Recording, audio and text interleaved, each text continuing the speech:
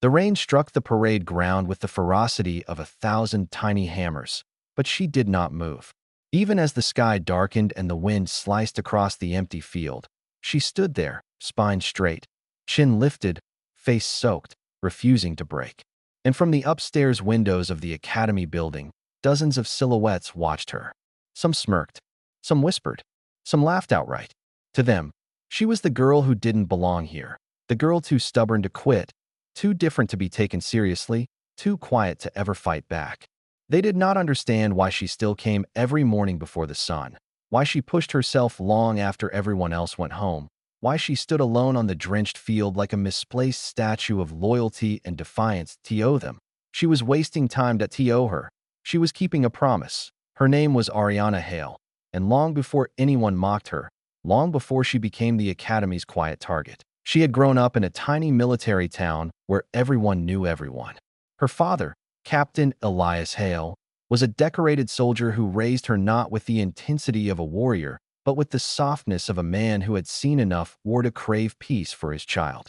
He taught her that honor was not loud, that courage was not a shout, and that strength was often the silent choice to stand when standing hurt. When he died during a mission gone wrong, she was only 17.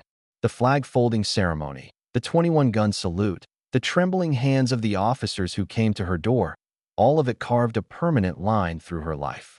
But what stayed with her most was the final letter he had written to her, the one that arrived 2 weeks after his death, the one stained with tear marks she pretended were not her own.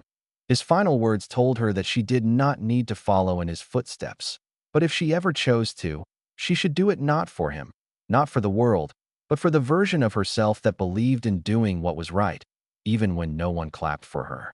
That letter sat in her pocket the day she walked into the academy for the first time, and it sat there still, years later, pressed close to her heart as she stood alone in the rain, refusing to leave her position even though the training day had ended an hour ago. When she first arrived at the academy, the instructors viewed her with polite curiosity, but the students, especially the ones who came from proud military families, viewed her with skepticism.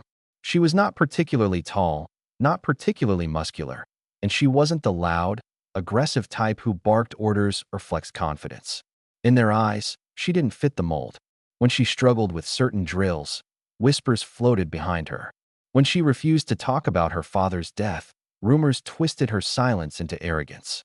The academy was not unkind by rule, but unkindness found cracks in any system, and Ariana's quiet resilience was the perfect target. The mocking started with snickers, jokes about her soft voice, comments about her inability to run as fast as the others, remarks about her never being team material.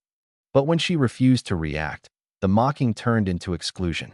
During group exercises, she was left for last picks. During lectures, the seat beside her was always empty. During breaks, conversations around her shifted the moment she approached. And every night, she returned to her tiny dorm room feeling the ache of isolation like a bruise spreading under her sternum. Yet every morning, she rose before dawn. Not because she felt strong, but because she could not bear the idea of giving up. She told herself that giving up meant letting them be right. Giving up meant betraying the memory of her father, the promise she made to herself, and the quiet voice inside her that whispered that strength was not the absence of pain, but the decision to push through it. She trained alone. She pushed herself harder, stayed longer, and repeated drills until her muscles trembled. She studied late into the night, forcing herself to understand every lesson. And over time, her skills sharpened. Her endurance improved.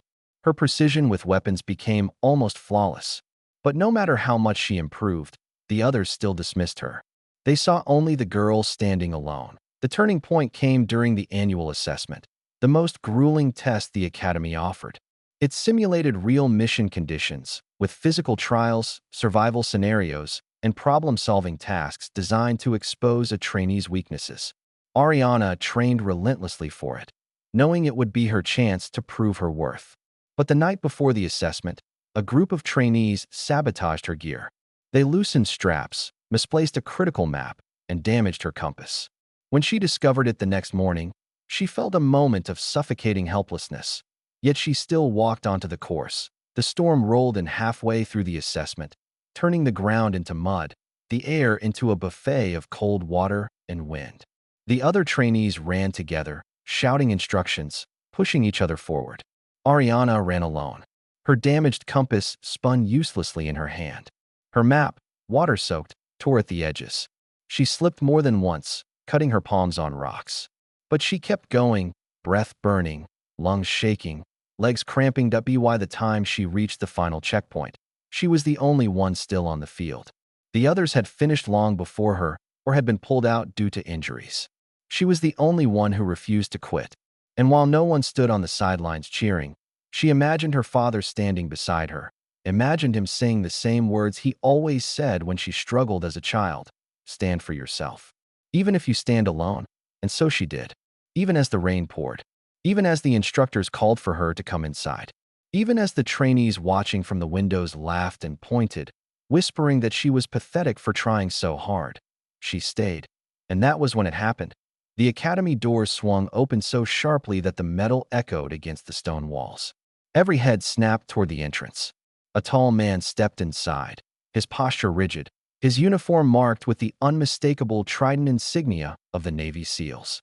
His presence alone shifted the air, silencing the laughter instantly.